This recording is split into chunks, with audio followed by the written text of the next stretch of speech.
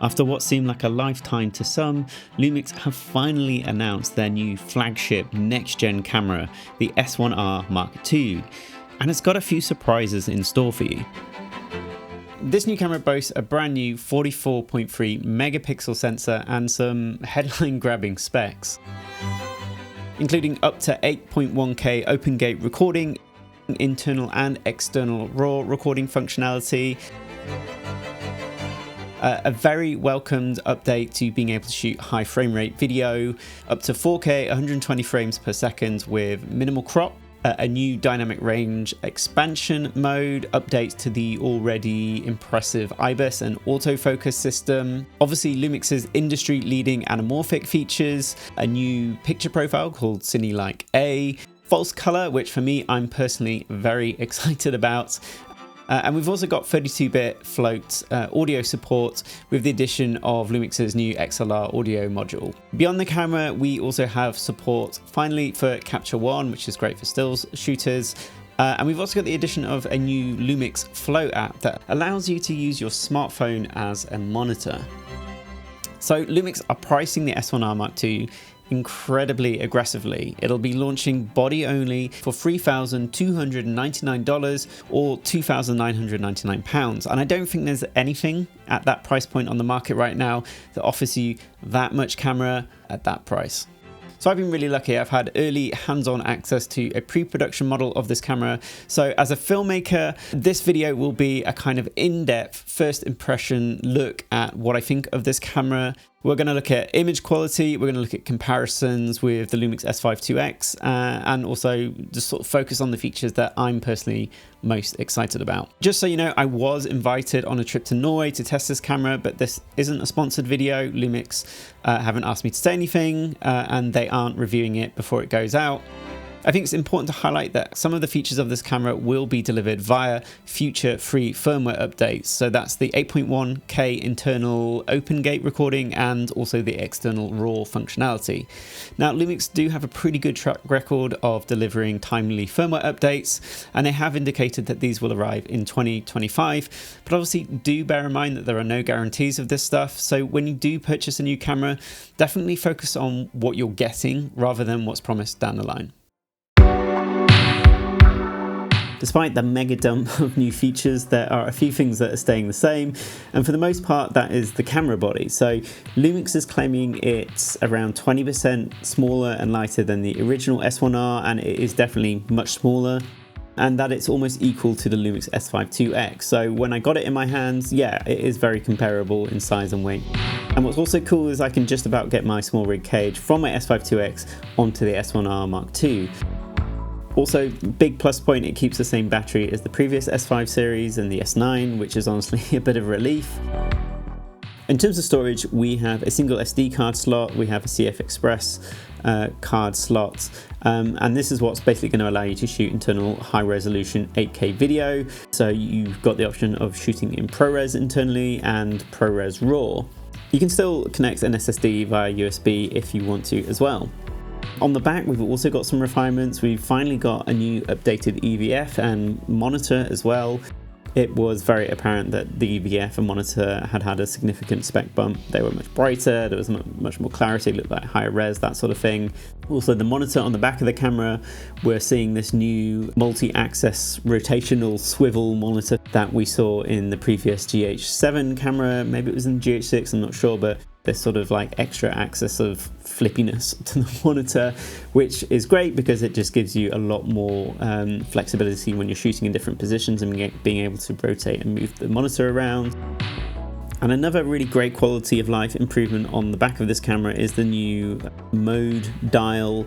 It allows you to very quickly move between stills, video and S&Q mode. And that means you can keep your own distinct settings for stills, for video and for slow motion. Another really cool quality of life update is that there's now this sort of protective mechanical curtain mode thing that they've added. So basically when you power the camera off, it sort of flips this carbon fiber shutter curtain over the sensor to keep it protected. For someone like me who is often changing lenses in various different environments, which are dusty or sandy, this is a really nice addition because it just adds a little bit of extra protection to your sensor, but also just helps keep it clean, so you're not going to have to worry about continuously blowing dust and debris out of your sensor. The camera is also dust and splash resistant, and Lumix also said that it's also freeze resistant, which I guess was useful when we were out in sort of like near 0-degree weather in Norway. The weather in Norway was pretty wet and rainy. This camera got absolutely soaked. Like, I'm not joking. Like, there was one night we were filming outside a gas station and the camera was just dripping with water. I was shooting on native lenses and non-native lenses, and it was absolutely fine. Like, it's still working. I'm still recording on it now a few weeks later. We threw a lot at this camera and it took it like a champ.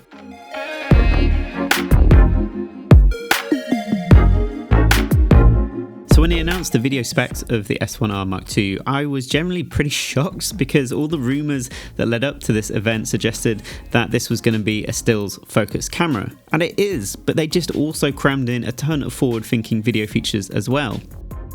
I can tell you immediately after a few weeks of using it that the image from this thing is leagues above the previous line of cameras, so the S1s and the S5 Mark IIs. It's just a lot richer, there's more colour fidelity, there's just a lot more detail here, but it's not that sort of over-processed, over-digitally sharpened style of image that we saw in some of the previous S5 cameras. Quick side-by-side comparison now with the S1R Mark II and S5 2X, shot at the same settings and white balance, same lens, all that sort of stuff. The first thing that you'll probably notice is that I'm probably looking really tired, and then the next thing is the differences between the two cameras. The S1R Mark II pushes a little bit warmer, a little bit more red, especially if you look at the skin tones and the blacks. You can definitely see some differences in the skin tone and the saturation of the lamps behind me. Which one you prefer is probably going to be down to personal preference, but I would say that the skin tone definitely seems to have a little bit more life in the S1R Mark II. It's also just a much cleaner image. It seems to do much better in low lights. The image just doesn't fall apart when you underexpose it. So we've got a new sensor in this camera, which means we've got new sensor performance, new low light behavior. So this camera actually has different native ISOs. On the previous cameras, they were 4000 for the high base and 640 for the low base. On this camera, they're much lower at 200 and 1000 for the high base.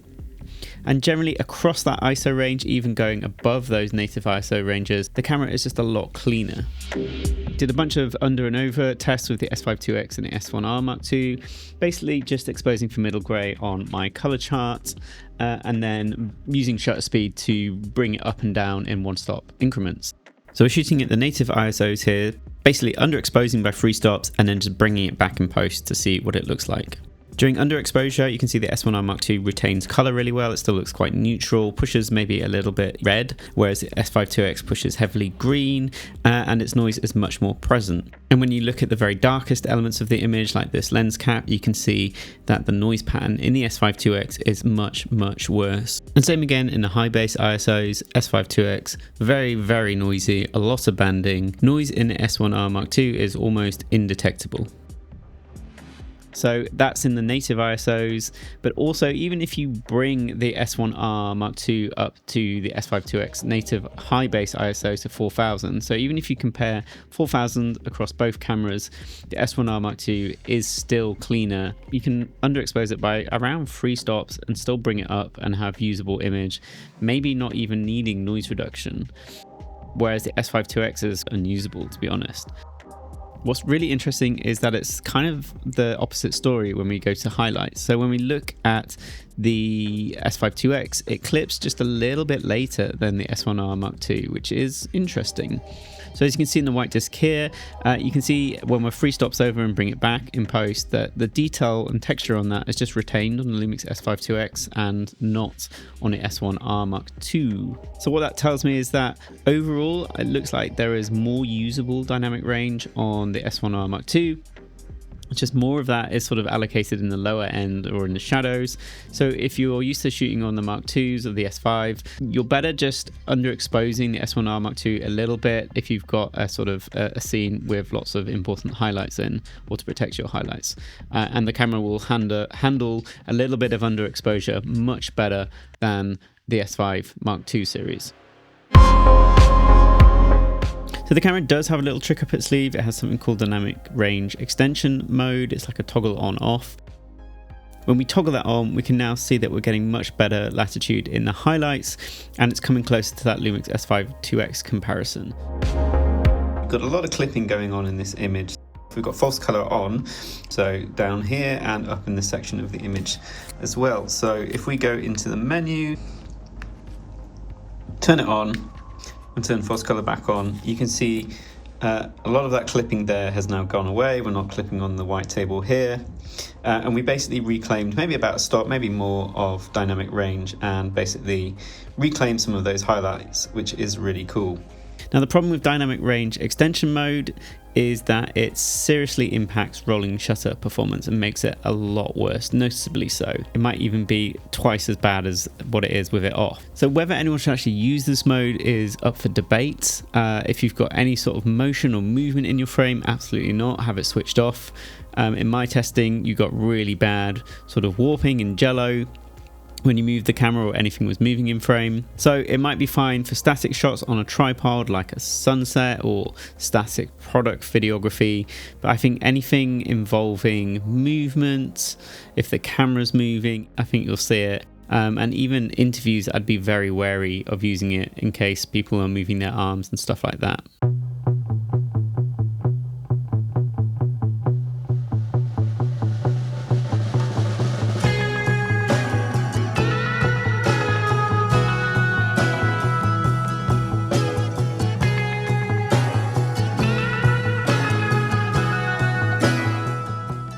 Okay, should you be bothered about it as a video shooter? And the short answer is probably not. And the long answer is it depends. So often I think as the sort of quality gap between modern cameras has narrowed, resolution is one of the things that camera manufacturers can use in their marketing to sort of differentiate themselves from other cameras.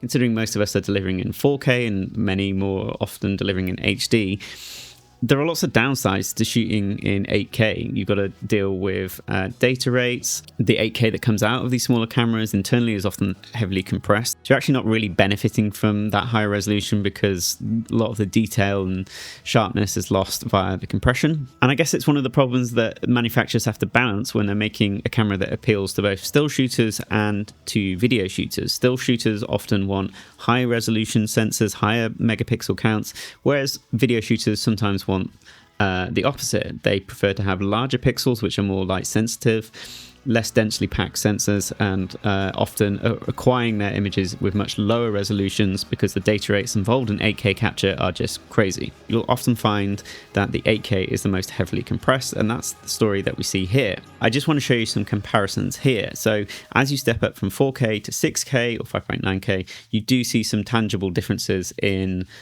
sharpness and detail, but as you jump up from the 6K to the 8K, you're not really gaining much because of that compression. So even in a properly exposed image, you're seeing a sort of masking of the detail and sharpness because of the compression artifacts and noise and mushiness of the image. And then if you've underexposed the image, or you're trying to push it around in post, it's going to be even worse. So to convince me to move over to an 8K workflow to put up with the increased data rates and all that side of stuff, there need to be tangible benefits, which aren't the case here. So my recommendation would be, if you are going to be shooting internally and you want to crop in on your image, shoot at 5.9K and crop in and you should be fine. If you're not too bothered about cropping in or you're not sure and you want to have the most efficient sort of file sizes, then opt for a high bitrate 4K and you should be fine. But there is one caveat, right? And that is external RAW recording. So with external RAW recording, you will not be getting any of the compression. And if it's anything like the B-RAW implementation in the previous cameras, then it is going to be a really stunning and beautiful image. And you probably, hopefully, will see the tangible benefits of shooting 8K B-RAW over, 4K and 6K.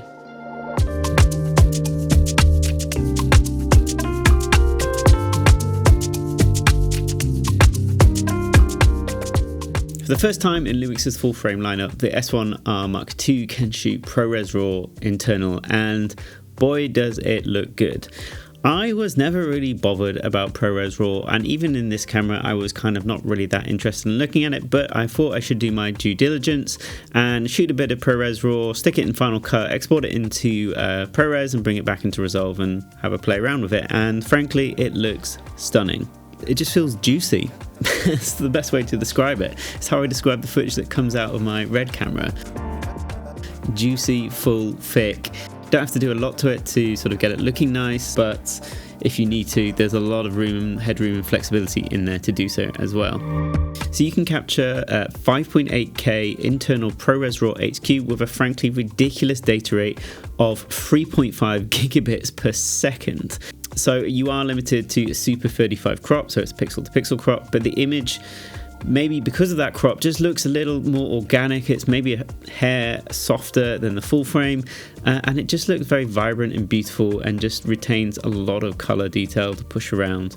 Even pulling it out of Final Cut Pro and into Resolve retains a lot of that information. Now there are decent workarounds if you want to retain the raw characteristics, so you can use a program like Assimilate Pro or Studio, which can convert ProRes RAW into Cinema DNG, which is accessible in Resolve. That program is like 60 quid a month, so I didn't really fancy that. There is another program called Raw Converter, but it's based on camera profiles and doesn't yet support the S1R Mark II. So once it does, I'll be buying that and probably shooting ProRes RAW a lot more often because it's beautiful.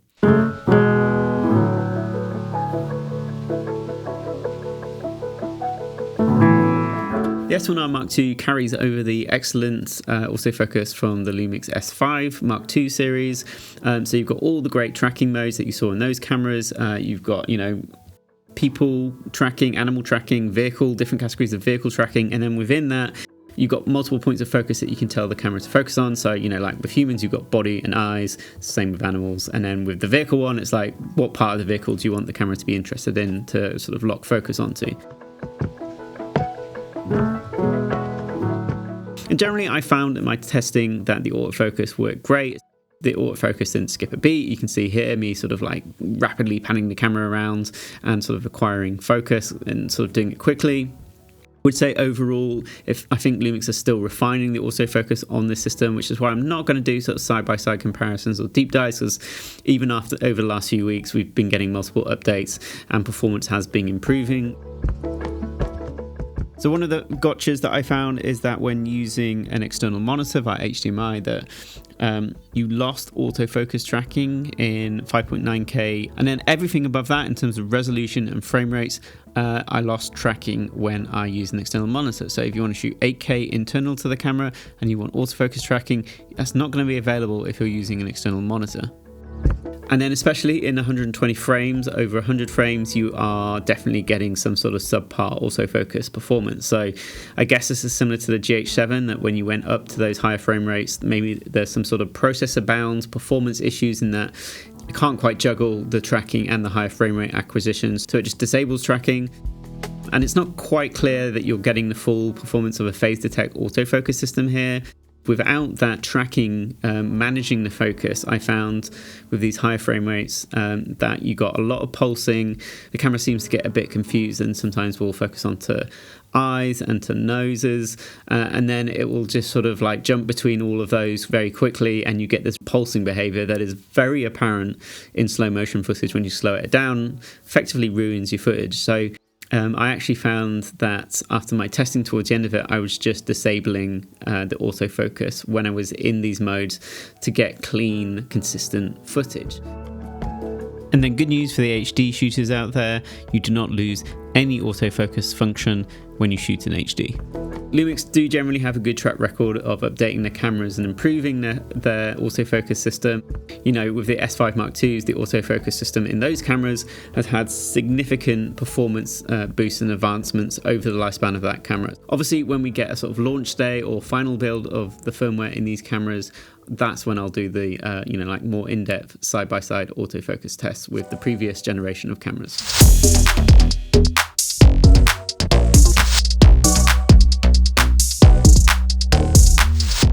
So this is one of my favorite new innovations with this new camera, and that's the cropless IBIS. Basically offers the full power of the incredible LUMIX IBIS system without cropping into your image, and it allows you to shoot with like wide angle lenses like my 18mm lens without any of the usual warping and jello that the regular IBIS produced on the previous cameras. Honestly, the LUMIX IBIS system was leagues ahead of most other camera manufacturers, so LUMIX really needs some praise here for pushing the boundaries of what's possible, and I'm really surprised with what they've done with this cropless IBIS.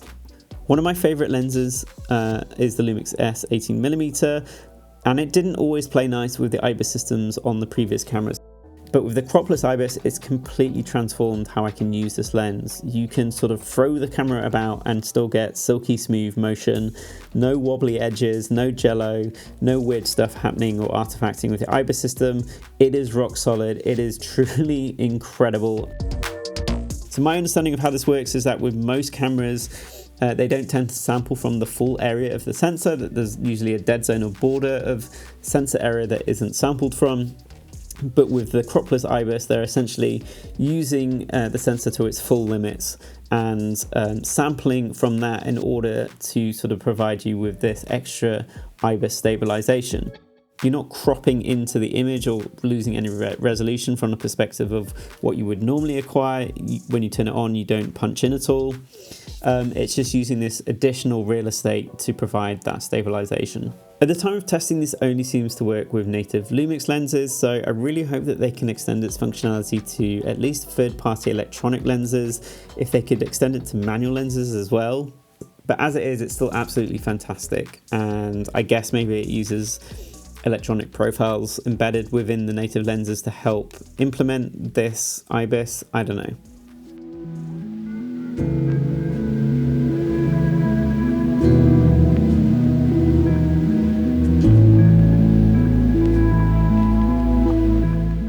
So the anamorphic footage I pulled off this camera today actually looks absolutely stunning.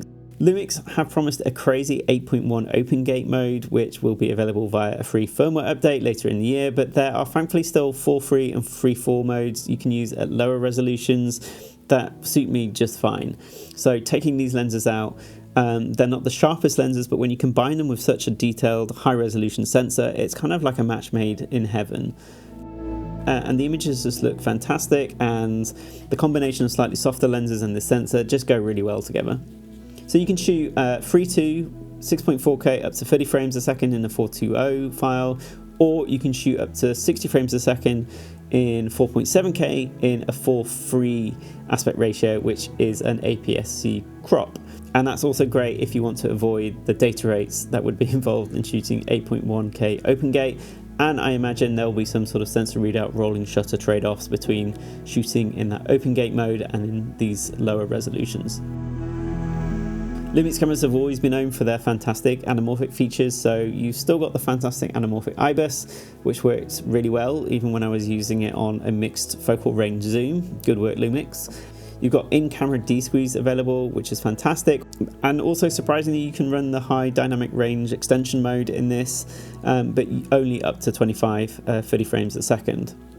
I think LUMIX will be reasserting themselves as the brand to shoot with if you're wanting to shoot anamorphic on a small form factor or on a budget, or at all. These are great cameras to shoot anamorphic on.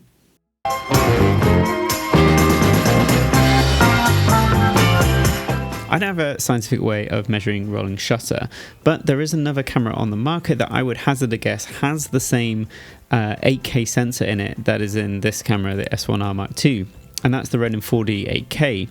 Both these cameras have a dynamic range extension mode.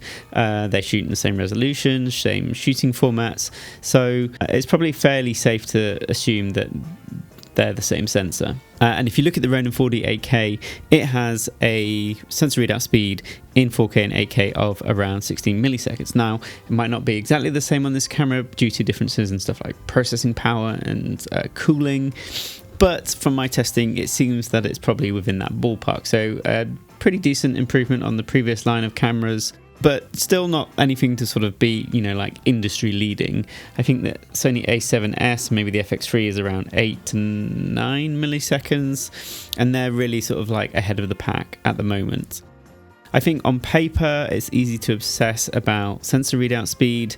I certainly was one of those people before I shot on a camera like the Blackmagic Pixis, which also has a slow sensor readout speed, and I thought that was going to stop me from loving that camera, and it hasn't. Unless you're shooting sort of Formula One cars, doing fast whip pans, really rapid motion, you're just not really going to notice it. And if the quality of the stuff that you're shooting and the edit is good, people, your average audience member aren't going to be noticing stuff like rolling shutter, especially in a camera that has, an average to decent readout speed. So I think for the vast amount of people, you're going to be absolutely fine.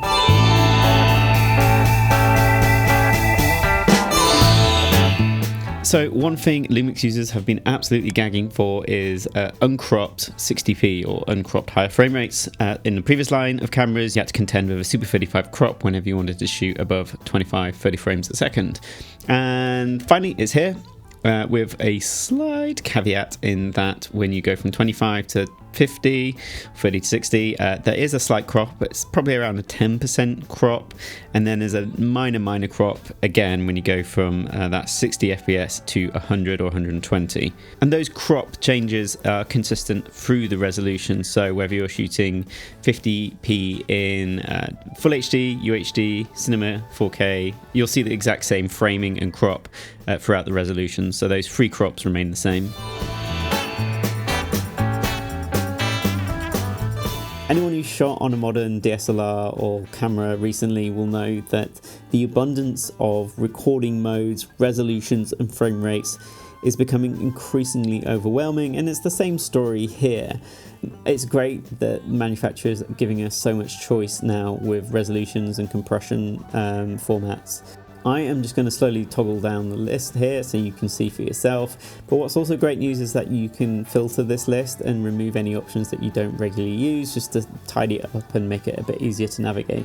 But generally you've got the same great options that you had in previous cameras, plus a few additional ones. So you've got H.264 with the all intra codecs, and then you've got the H.265 options. Depending on your frame rates and resolutions, these will either be 422 or 420. So with the new S1R Mark II, Lumix are also introducing a new picture profile called Cinelike A, and I think generally what's interesting about Cinelike A is that it's described as a Rec 709 picture profile with high dynamic range. And initially I wasn't that interested in this picture profile until I had a little go with it. I thought I should shoot a few clips of it just to see what it was like, and colors are much nicer than the sort of stock Rec 709 profile of this camera, which tends to push a little magenta and warm, especially in skin tones. But that doesn't seem to be the case with Cinelike A. It's really nice, the colors are muted and subtle.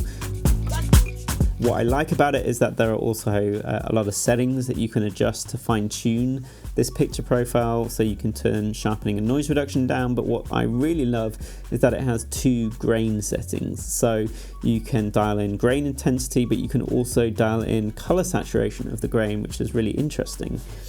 So for anyone who wanted a look straight out of camera, this I think would be the one to go for. And what it feels like with this picture profile is that Lumix are sort of trying to compete or offering their version of Sony's own Cinetone Rec 709 profile that's been really popular in its FX line of cameras. I've always been a little bit jealous of that, because when they announced it and I saw it turn up in those cameras, I always really liked the look of it.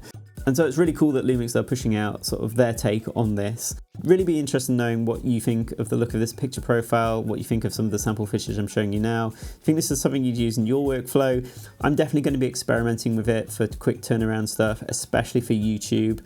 I'm kind of interested in using it perhaps for my talking head, but we'll see.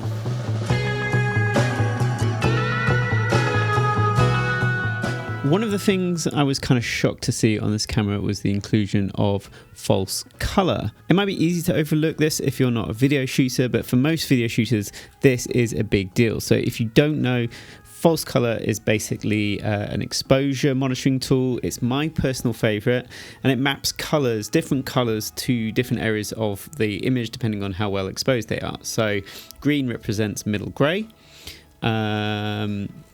Yellow is towards clipping, and then red is clipped. If you can see my forehead there, my hand there, clipped. And then as you get to underexposure, blue and magenta represents detail lost in underexposure. So for me, I instantly just mapped it to a quick button on the front of the camera here, so I can quickly toggle it on and off and have instant check-in on where the exposure is sitting on my image.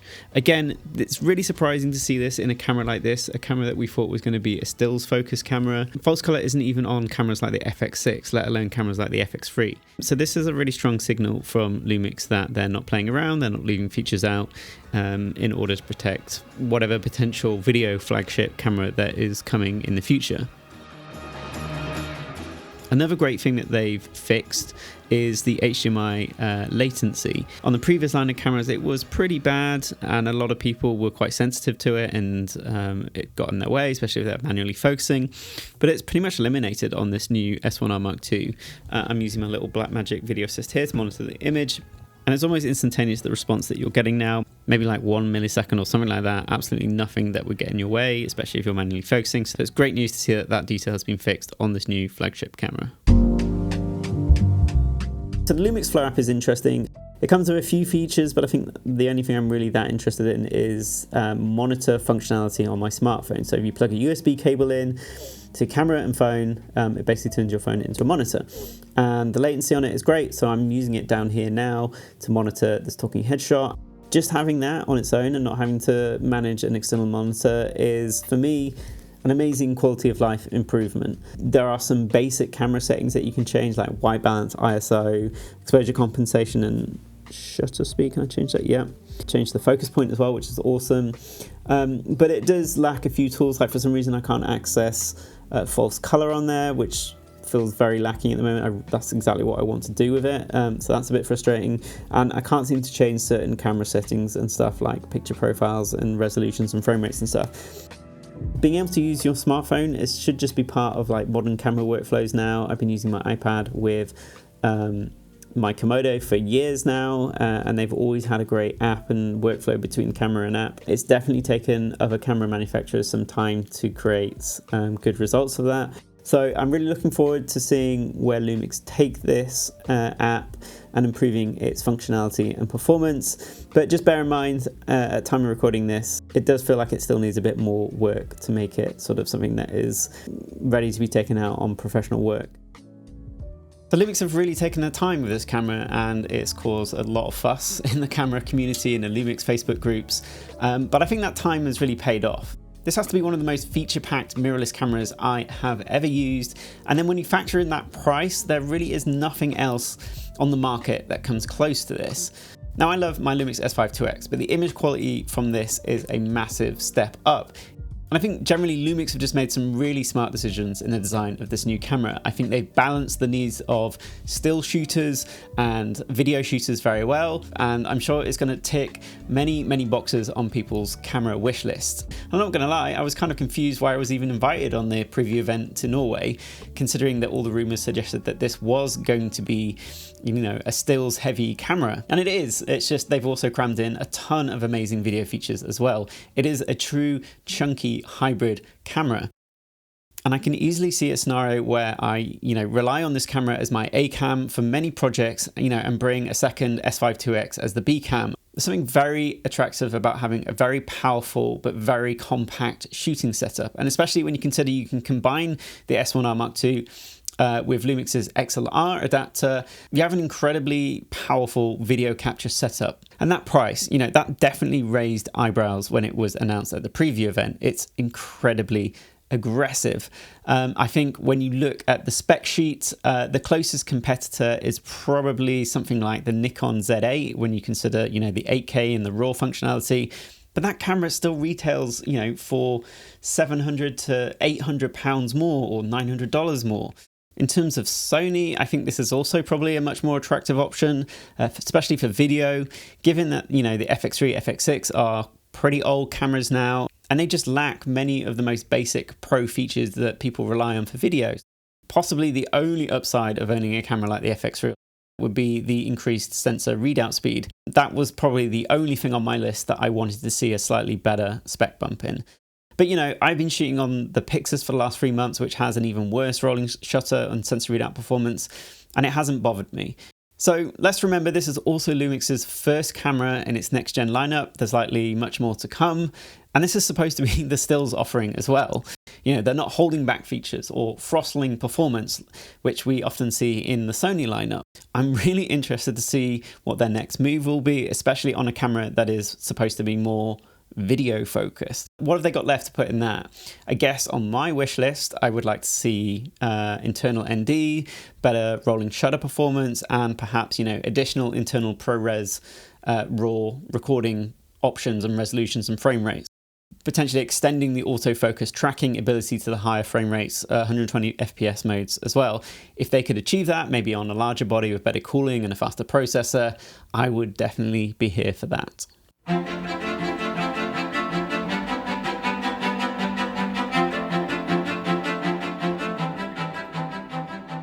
But there is no doubt about it, this is one of the best mirrorless cameras that I have ever shot on. But when you consider it as an entire package, I think this camera just offers so much at such an aggressive price that it's going to make a lot of people happy. I think if you're left complaining after being offered a camera at this price, then, you know, I would argue you're never going to be happy.